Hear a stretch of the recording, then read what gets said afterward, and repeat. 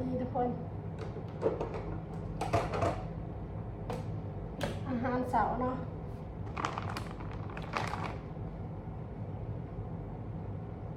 ปังแฮมซีดเป็นปลาบ้ากัน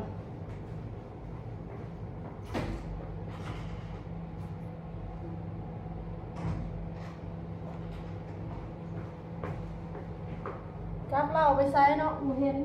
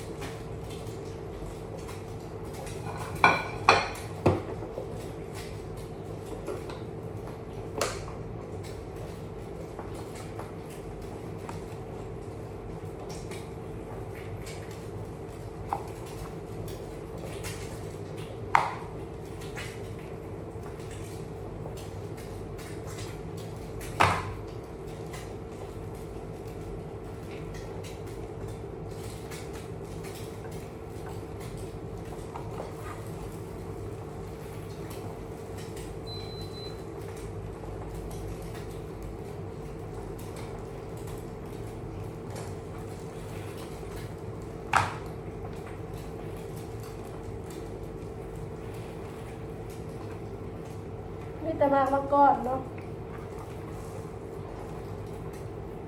อะโวคาโดเนี่ย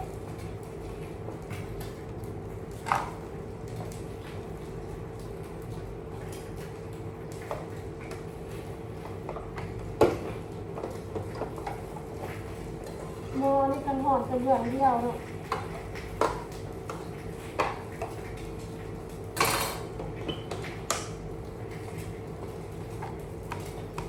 ใครไม่กิน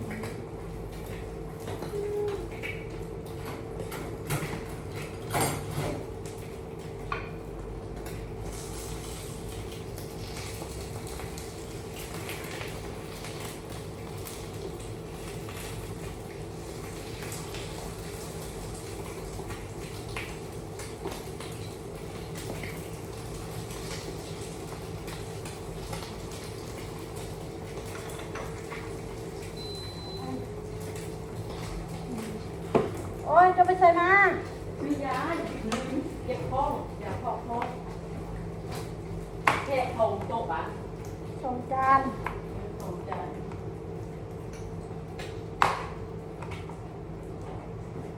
พอแล้วเอามาเลย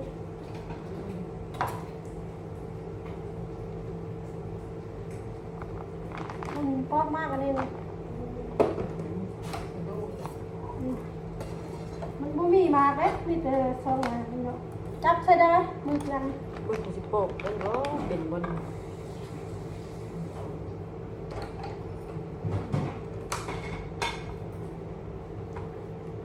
เสร็จคนมันก็สร้างเอามาน้ำหมานี่ละมันก็เป็นกลิ่นนะ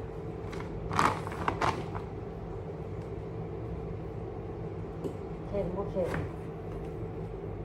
กลิ่นโอ้ยอีหนูอีมึงเบิ่งเนาะ โอ้บ่เป็นแล้ว บ่เป็นเวลาว่าจะเปียวมายังบ่เป็นงามมันละเบิ่งตัวนี้เบิ่ง คือกันนั่นแหละ โอ้จะเป็นมึงเว้าถึกเนาะ สีน้ำของกัน เด็กกูว่าแม่นของมึงเว้าที่ยังเหยียบกับโพแล้วโอ้บ่เป็นอีหลีกินบ่ได้ วันนี้กูซื้อมาเลย ทิมไป แต่มากเดียวนี่แหละ พูดแล้วมันก็เป็นกินมันเป็นยามาแล้วยามันคุณออกมาได้ใส่ เอาลงเหมือนเดิม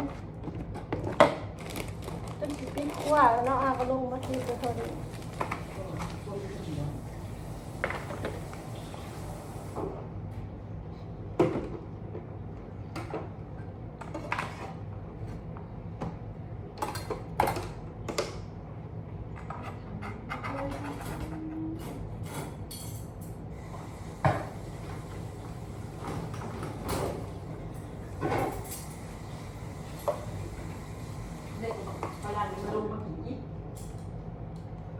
ลงก็ลงแล้วเนาะปิดขั้วก็ลงมากก็เฮ็ดให้แล้ว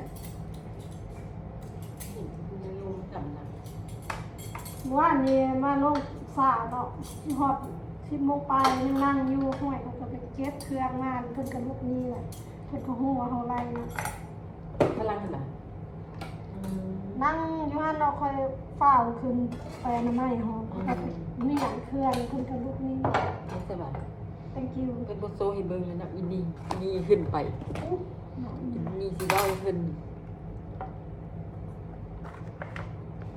เป็นขนมนี่ก็แม่น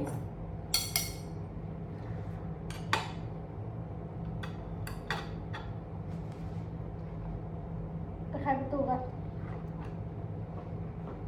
แล้วส่งจานเนาะจะว่าค่อยพังลงเงินน่ะจะไว้ใช้ เงินไปบ่รถตัว จักแสนหั่น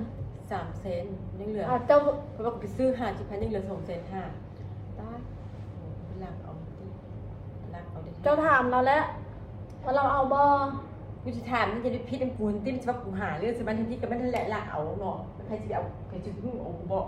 สมบูรณ์เนาะ แล้วเราสิไปค้นให้หยังบ่รถเจ้า โอ้เราบุคคลนะมันก็เป็นชอบหลักเอาที่มันก็ถามของเงินกูจะเทื่อมันถามของใช้น้ำมันมันก็ถามมีมันได้เงินอยู่แล้ว ทุกคน ถ้าสิได้ยุ่งเงินมึงนี่จะไปแล้วเป็นใหม่ยังไงโอ้ยเหลือใจ มื้อนั้นท่านป้าว่าเราบ่มีเงินเนาะคนละให้เรายืม300,000เนาะเราว่าพวกเรารักเงินเราแล้วเราบ่มีเงินอีกแล้ว หลักเอา3,000แล้ว2,500,000สิได้แล้วว่า เพิ่นได้จ่ายได้50,000เนาะแล้วพวกเพิ่นไปรับเอาอยู่เบาะรถเอาแต่ละเทื่อเราก็มักอันไปขายเบาะรถจ้าวะ รู้ได้กูจับได้แบบเทศเนี่ยนะที่ไปละเงินกูไปกินเหล้ากูยังมือว่ะเห็นมันเลยกูยิ่งจับได้ได้เป็นละเงินของเราผมไม่ให้ใครยังบอลหลุดไปเถอะมันก็หู้ไม่เห็นกูเอาเงินใส่บอลหลุดมันเคยเห็นแล้วมันโกงเงินบอลหลุด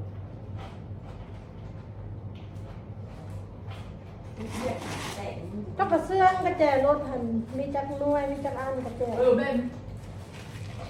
มึงเล่าคือกูให้ยืมเงินไปอีกมันห้องกูจะไปใช้คาแหวนดิวันนี้กูเจอกูเอาเสื่องไปแล้วเอาเสื่องไปเบาะกูท้องอันก้องเบาะกูนอนแล้วกูหู้เลยกูเสื่องไปไปเวลาเขานอนรับเงียบแล้วมันลงไปไข่เอา เราไปเอาต้นไหนก่อนเราไป มันจะเป็นไข่ตัวนอนตัวนอนดึกตัวนอนมันเงียบเลยเอาหูเบื่อมันไปเอาตัวนั่นแหละกูไข่เบิ่งตาไม่ใช่ตาแทงเงินมึงเหรอไข่ที่ทำไมไม่ส่งแสงวันนี้กูซื้อกิน50,000ซื้อกูใช้น้ำมันลดถึงดำ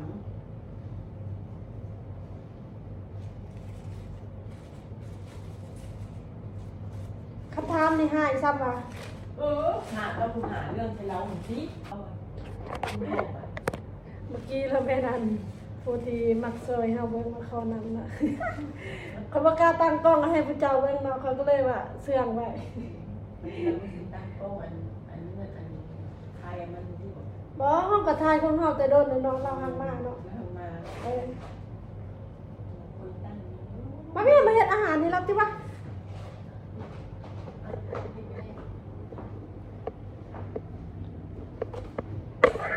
เอาขนมอบให้มันมันจะเอาไข่หรอ คือเฮ็ดปกตินั่นแหละ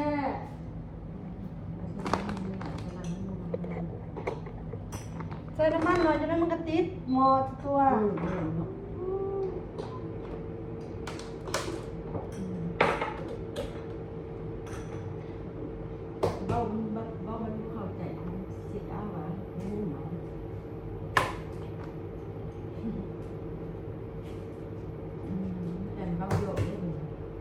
เงินเดือนก็สิออกพูนทุกคนวันที่8เดือน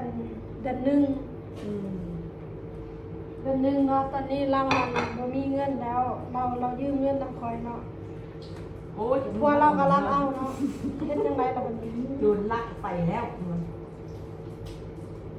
คอยก็บ่มีซอยแล้วเขาก็ให้ เอาเลย 300,000 นุ้ย แล้ว เอาเลยนุ้ยย่าเลยเอาเลยไม่ได้ถึงนี่หลาน จะว่าทุกคนจะก็ไปเอาบ่อื่นคือเก่า เอาเลยนุ้ยเพราะว่าไม่ได้ถึงนี่หลานบ้านถึงนี่หลานนี่ห่าถึงลั่นคิดวงเงินใส่ ไปยืมน้ำหัวหน้าเราก็บ่ให้แล้วทุกคน แม่แล้วก็ให้ใครจะมึงดีให้จริงว่าไม่ใช่นี่โจมว่ามันจะดีว่าผู้หญิงเขาที่ให้เขายืมก่อนที่จะเอาแนวจังที่กินนี่จะดีด้วยนะจริง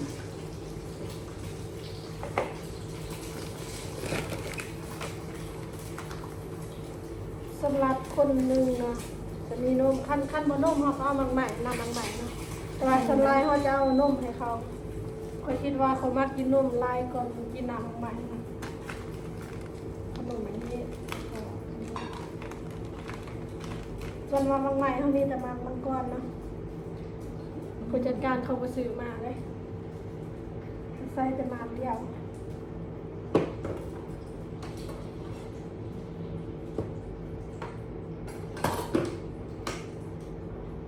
กูก็ยืมแต่เช้า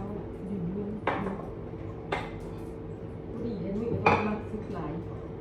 มาไหม ยืมเอาไม่เอา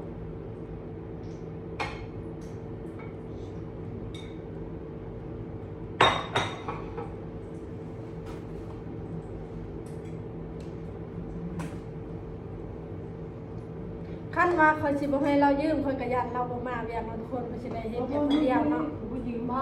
ฟังก็สิเว้านี่ เออ ตอนที่แรกที่คอยให้ยืมหั้นนะคันคอยสิบ่ให้จะจักสิบ่มีเงินซื้อน้ำมันรถมาเวียกคอยผัดยานจะบ่มาเนาะคอยเมื่อยคนเดียวเนาะเขาก็เลยให้ยืมเพิ่นว่าบ่ได้ใช้อีกทุกคนเอ้ยไตเติ้นแล้วเนาะ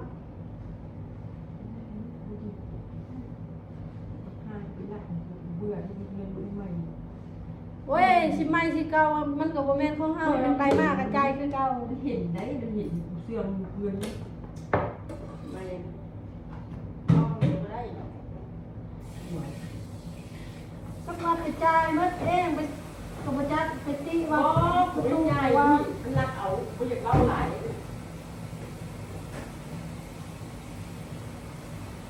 ใส่กันไปไม่หัว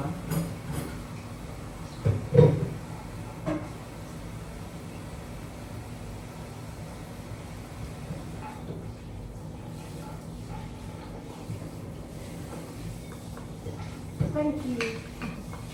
thank you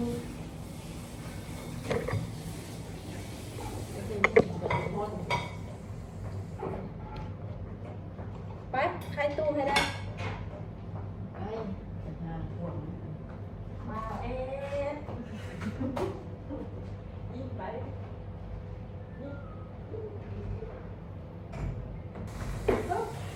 มาแล้ว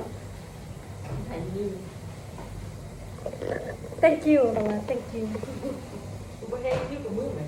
บ๊ายบายทุกคน คลิปนี้เป็นคลิปอันอีต้นปลาหวานเนาะเฮ็ดอาหารในเบิ้งแล้วก็อีต้นปลาหวาน